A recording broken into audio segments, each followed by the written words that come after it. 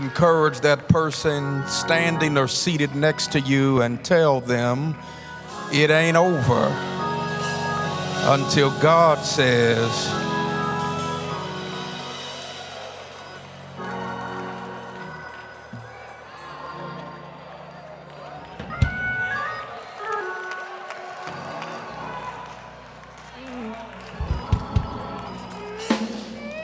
come on, go ahead, be honest. You needed that little bit of encouragement that regardless of what you're going through, the enemy might have thought he won, but the enemy doesn't know it ain't over until God says it's over.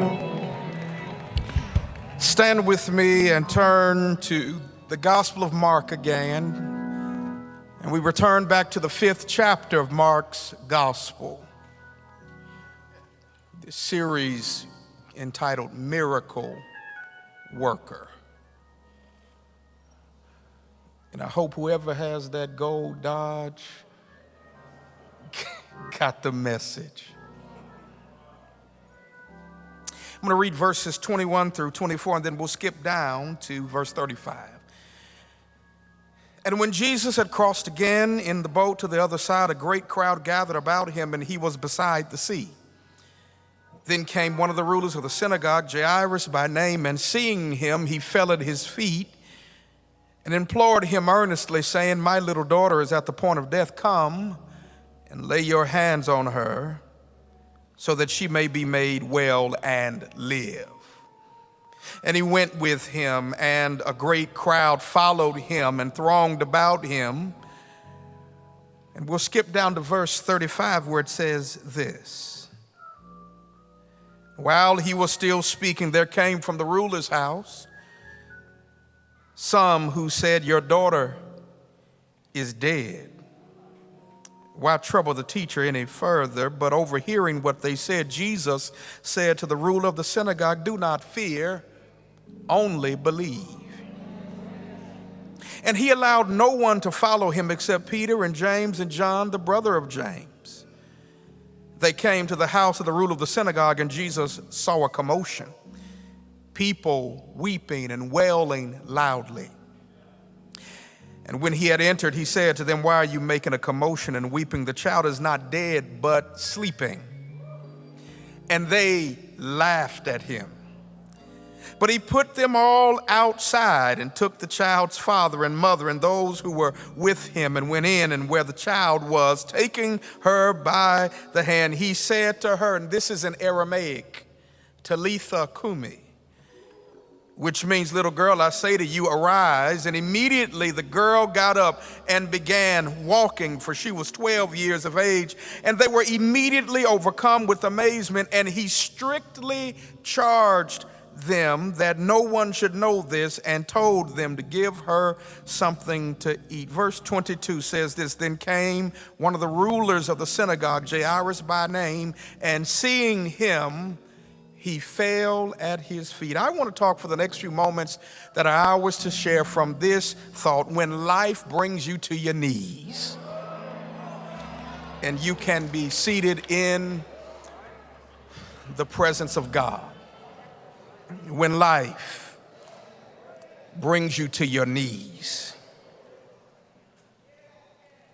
It does not take long when we read Mark's gospel to discover that when people find themselves in situations above their heads and out of their control and beyond their ability to handle them in and of themselves, they rush to Jesus because they've come to understand this simple truth that Jesus can make the difference in your life. I know that's simple. It doesn't take a degree from an accredited seminary in order to tell anyone that, but you need to be reminded that if you find yourself in a situation that is out of your control, that's a good time for you to rush your way to Jesus Christ, because Jesus can make the difference in your life.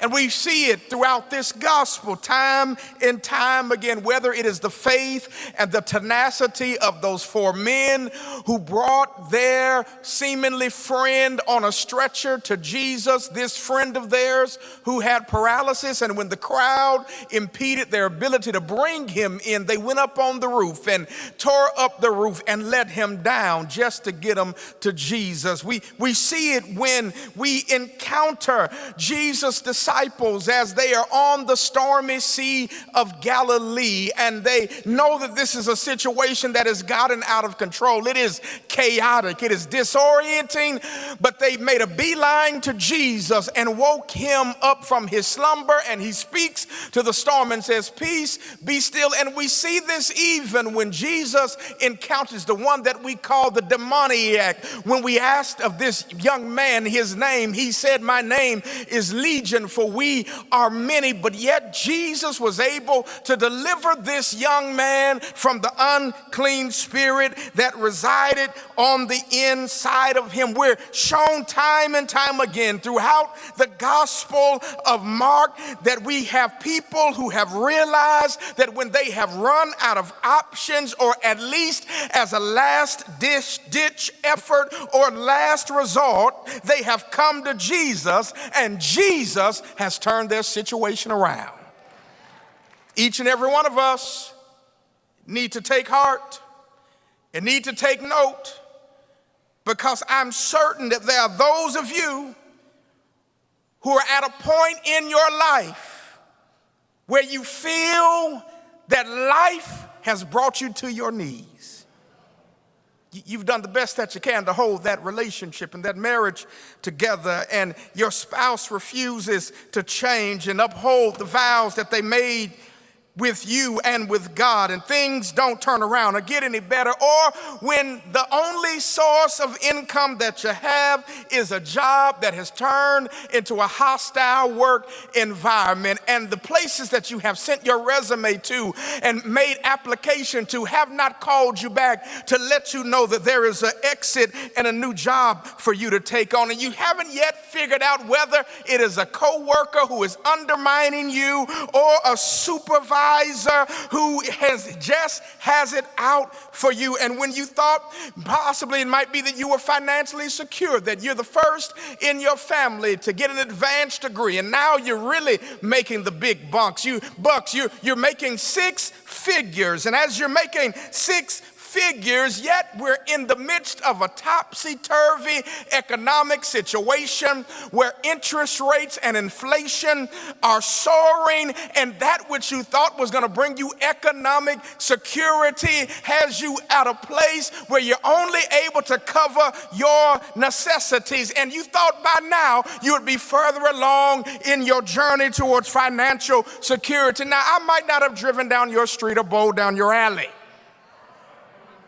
but if you keep on living, you're going to find yourself in a situation, in the crucible of a situation that has brought you to your knees, where trouble has rendered you powerless, where stress has made you helpless. You are emotionally and mentally depleted. You literally have no more to give. And now the stress you are under is manifesting itself in your body. You can't get your blood pressure under control. Your blood sugar's always shooting up. You're not sleeping as you need to sleep. You have been brought to your knees.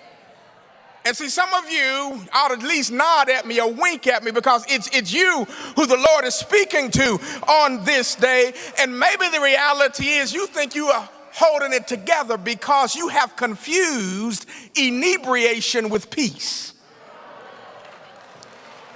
You popping pills and drinking and smoking, trying to anesthetize the pain that you're living through.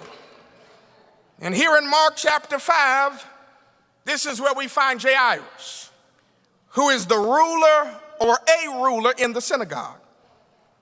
And he shows us this, and I hope you get this, that status does not grant you an exemption from trouble, trials, trauma, or going through drama.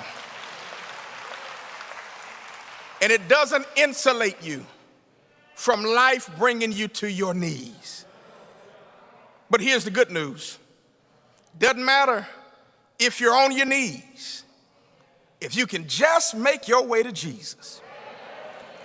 He specializes in raising people from their knees back onto their feet. And I wish there are 4 or 5 of y'all here today who can say, that's my testimony. I thought I was down and out. Everybody had given up on me. They said I wouldn't make it. I wouldn't amount to anything. But when I made my way to Jesus, Jesus lifted me, up from my knees onto my feet. Here's what this text teaches us. That God uses whatever's brought you down as an occasion for you to witness your situation turn around and raise someone up. Here's the first thing, that when life brought you to your knees, your weakest is where God is working. Yeah. On the other side of the Sea of Galilee, when Jesus got off the boat, he encounters the man with the unclean spirit. But in verse 21, he's back on the other side of the Sea of Galilee. And in this welcoming party is this man by the name of Jairus. He encounters Jesus and falls at Jesus' feet because whereas he might have been a ruler in the synagogue, he might have had position and status and prestige at the synagogue, he's still unable to heal his sick daughter. He's at his weakest. We don't even know his daughter's condition.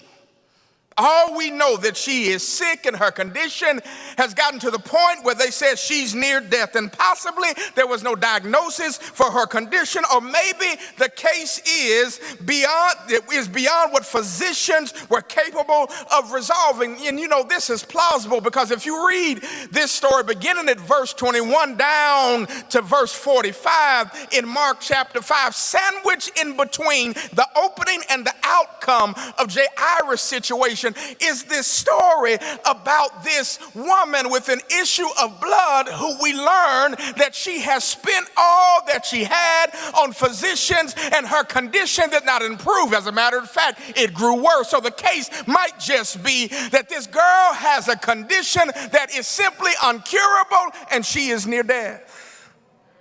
There was no St. Jude, no Labana to take this girl to. She lies at home at the point of death.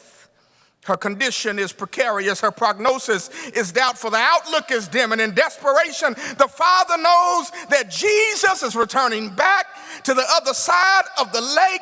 And as a last effort to save his daughter's life, he comes to Jesus with the request for Jesus, just come to where his daughter is lying at the point of death. And if you could just come and lay your hands on her, she's going to get well and live. And all that he can think of to do in that moment when he sees Jesus is fall at his feet. He's at his lowest. He's at his weakest. But little does he know that at his weakest is where God is working. This is important because what we learn from his life is that when we're brought to our knees, that is exactly where God wants us to be. It's a place of having done all you can, where there's nothing left to do. You've run out of options. There are no alternatives. But it's at this place where God begins to work, because you get to a place where all you can do is trust in God. But the reason why some of y'all ain't clapped or said amen yet, because that's where none of us want to be. We like to rely on our connections and our ingenuity and intellect to bring about favorable solutions. We like to be able to control outcomes.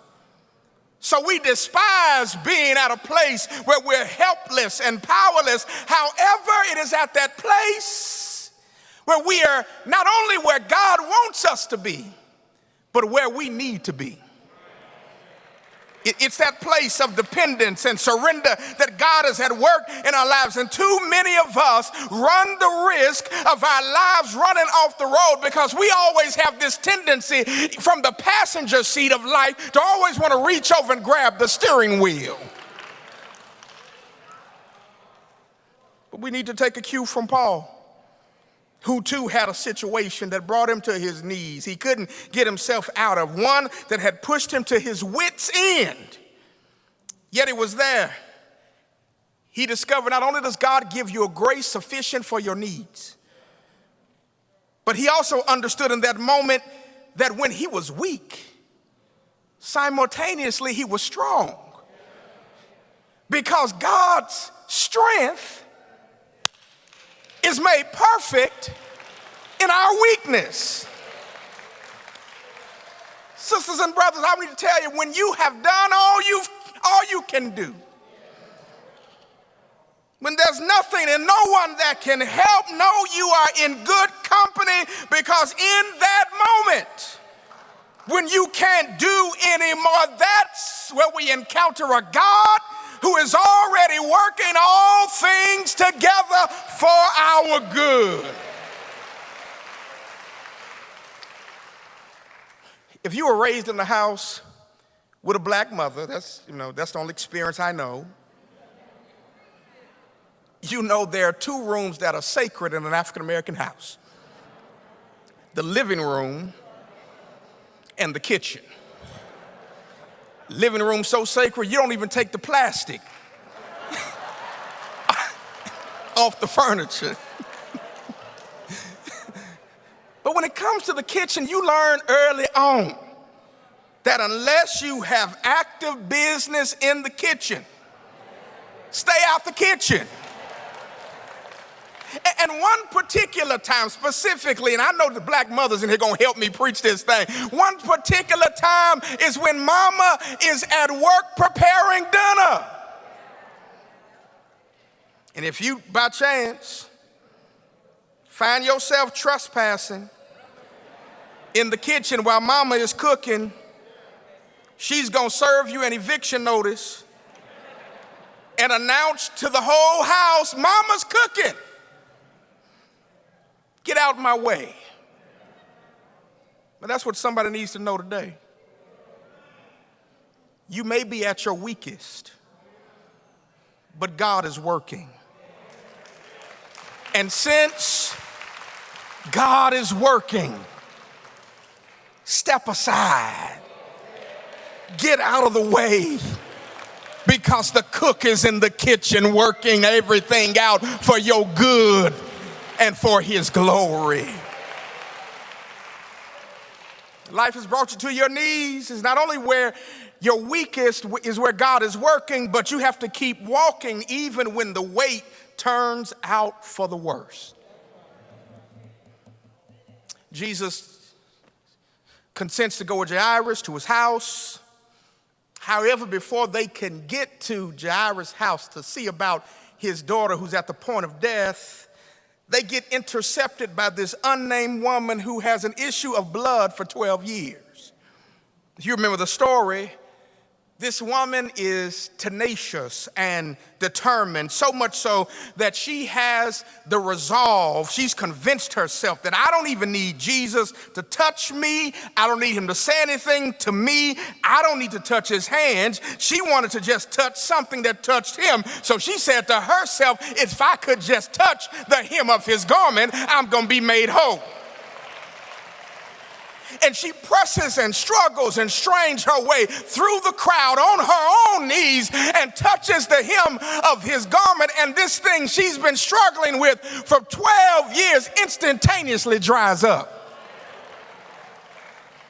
And while we are celebrating with her, God help me preach, we can't help be concerned about Jairus, because they were on their way to his house to see about his daughter, to receive their blessing. But yet this woman intercepts and gets ahead of him in line.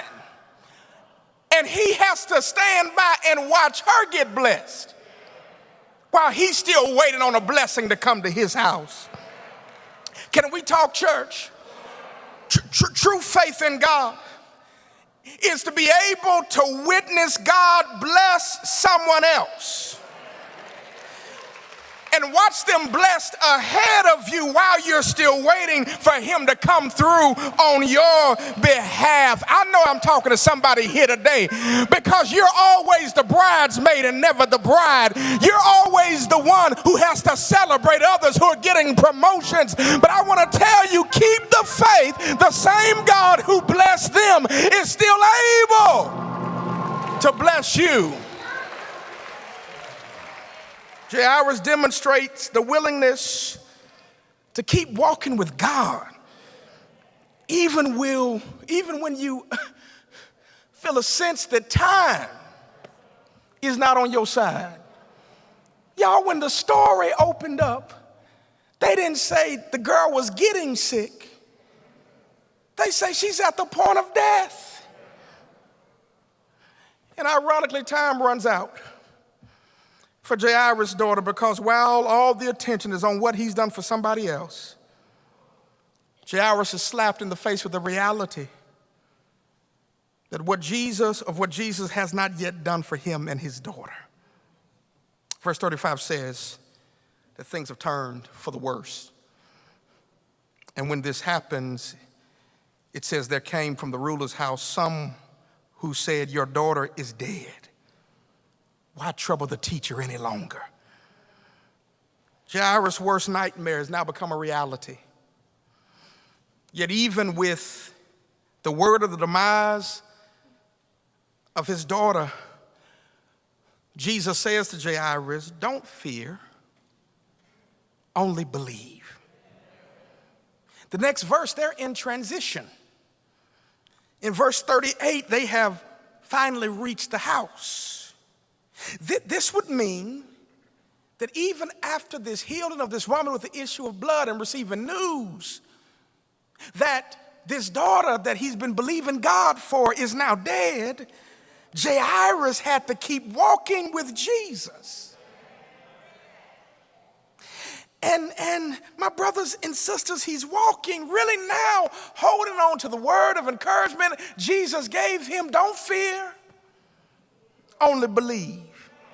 Can you imagine him walking, not knowing what he's going to encounter? The flood of emotions that will overwhelm him when he sees this daughter who he's tried to save her life, who's now dead. But yet Jairus keeps walking with Jesus. Maybe he thinks Jesus is still walking with him so that Jesus can bring him comfort or consolation. But my brothers and my sisters, Jairus, I believe, must have had a sense that if Jesus is still with him, no matter what anyone else says, a turnaround is always possible. This is a word for somebody. Your bad situation has turned for the worse. You have every reason to throw up your hands and throw in the towel and give up, give out, and give in. And you may be even angry and upset with God, but you can't stay mad at God because you need him. You believe even further, not only do you need God, but you have to keep walking with God. Because it's through your determination to keep putting one foot in front of the other that serves as an affirmation that you're willing to walk by faith and not by sight or what you have heard. Because what you can hear can intimidate you. What you can see will demoralize you. But when you know you have God on your side, anything is possible for those who believe. Step by step, you are affirming that God is still able to do exceeding abundantly more than we can ask or imagine. That if you keep walking with God, you say to yourself, I ain't seen nothing yet. The best is still yet to come. My brothers and sisters, that's what I want to tell you. No matter how dire the outlook is or how bad it may be, or if the doctor has said they've done all that they can do, keep walking with God. Because if God is on your side, a turnaround is always things possible. Here's the last thing. When you've been brought to your knees, that God works beyond our wants for his will. Jesus, Jairus, Peter, James, and John finally make it to the house. And upon their arrival, mourning is in full swing. You know, in that day and time, there were professional mourners who were hired to accentuate the drama of grief. You know, we don't need that in our community. We got folk holding us back from jumping in the grave and stuff.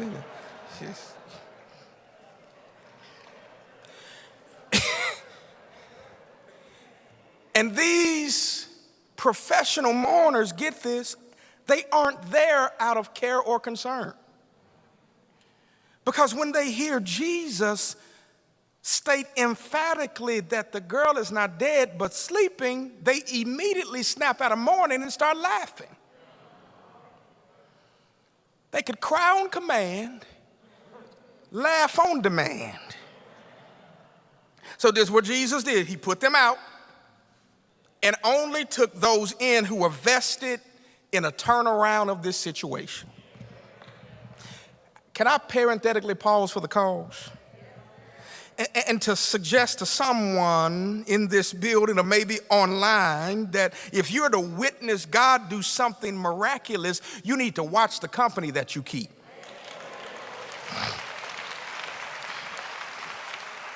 Not everyone who says they're showing up for you are there believing for the best outcomes in your situation. Some are there at your expense with their only connection to you being that they benefit in some way from your misery. And so you need to do like Jesus. Put them out. See, I done messed up some of y'all afternoon. You're going to be on social media blocking folk all this afternoon. And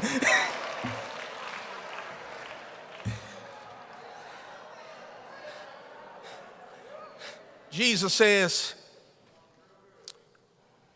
she's not dead. She's just sleeping. His language differs from and defies what the messenger had told them a short while ago before they even got to the house, that the girl was dead. And Jesus, when he says she's not dead but sleeping, he's not saying sleep as is oftentimes used as a euphemism that can take the sting or the pain of acknowledging the demise or death of someone. Jesus uses sleep strategically and intentionally because people who are asleep are going to wake up. And so when Jesus shows up, he is not at the house to give words of comfort. He's not just there to hand the mama and the daddy a Kleenex. Jesus is showing up because he's going to issue a divine wake-up call. Chapter 4, he shows his power over creation. Chapter 5, he shows his power over evil. But here, Jesus gives us a preview of a coming attraction and shows us that he has power over death. I'm gonna wait a couple weeks before I shout over the resurrection, but the resurrection, my brothers and sisters, is the main attraction. It is what lets us know that if God can overcome something so final and definite as death, there is nothing that you will go through in this life that God cannot give you victory over. He's greater than death and cancer and high blood pressure and various other kinds of diseases. Our God is able to give you the victory. Watch what happens. In verses 41 and 42, it says, taking her by the hand, he says to her, not in Greek, but he speaks in the common tongue of that region in Aramaic and says, Talitha Kumi, which means, little girl, I say to you, arise. And yes, y'all, there are times that God does take time, but if you keep reading this verse, it says after he told her, arise, it says, and immediately the girl got up and began walking, for she was 12 years of age, and they were immediately overcome with amazement. Now, I want you to get this and I'm done. Jairus' initial request in verse 23 was for Jesus to come to his house, lay his hands on his daughter so that she may be made well and live.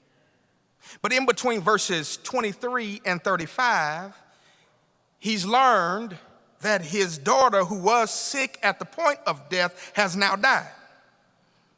He initially wanted Jesus to come in, lay hands so that she may be made well and live.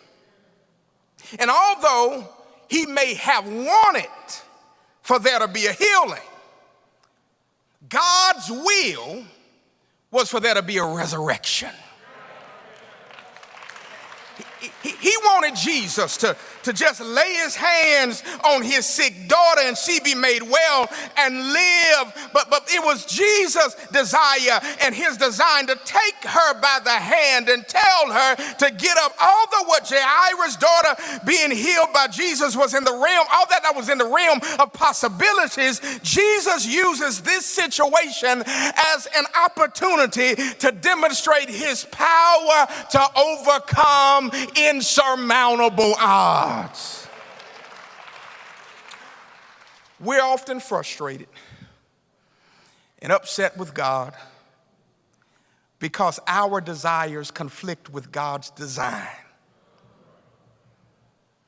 Our wants conflict with God's will. But we have to arrive at a place where we truly believe that God's thoughts are higher than our own. His ways are beyond what we can even fathom.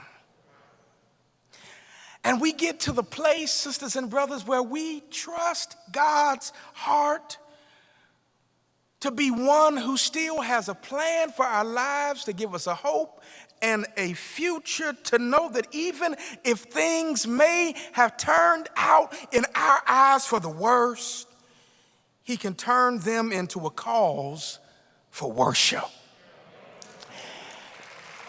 That's what I want to leave you with today. Just as the choir sang to us, and those of you have come into this situation not knowing how you're going to get out of what you found yourself in, how the healing is going to take place, how the financial situation is going to resolve itself, if that child is ever going to get their stuff together, if the marriage is ever going to make it.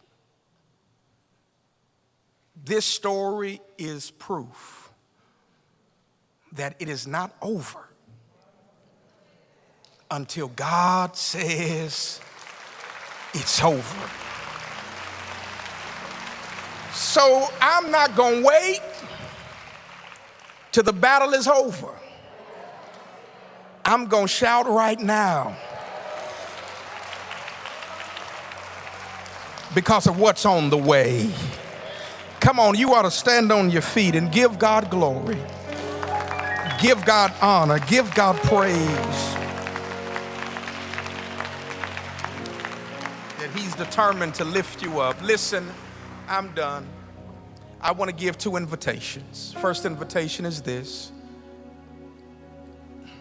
You have found yourself at a position in life, down on your knees, and you've tried everything else. Yet you haven't tried Jesus. And so my first invitation is to you, my sister, my brother.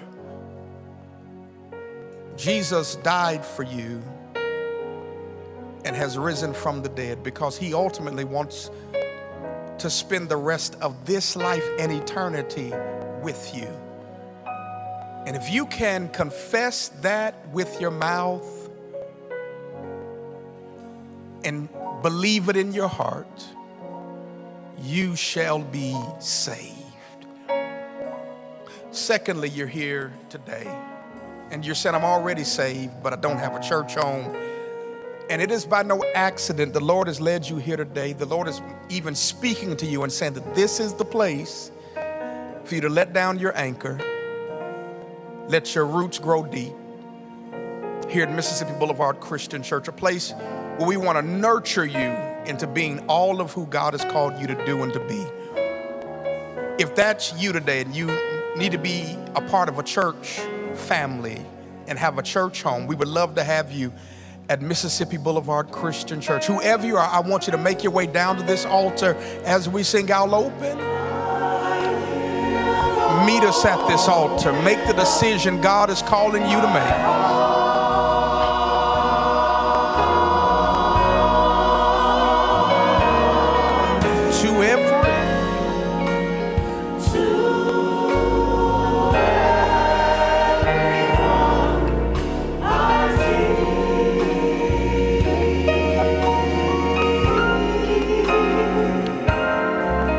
Jesus, Jesus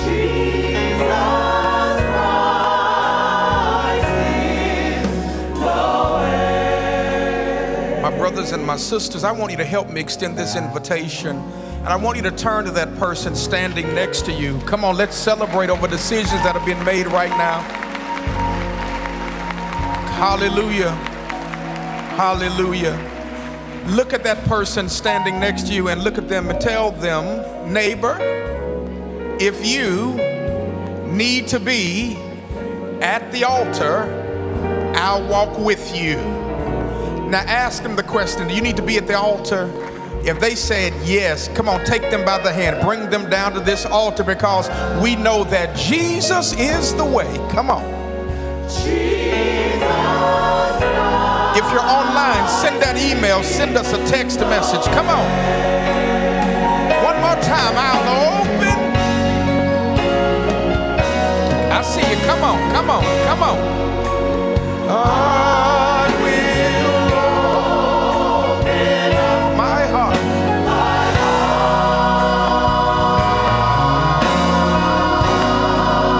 Hallelujah.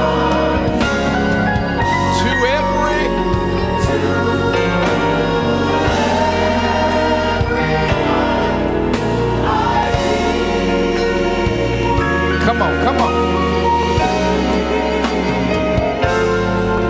That's it, that's it, that's it, that's it.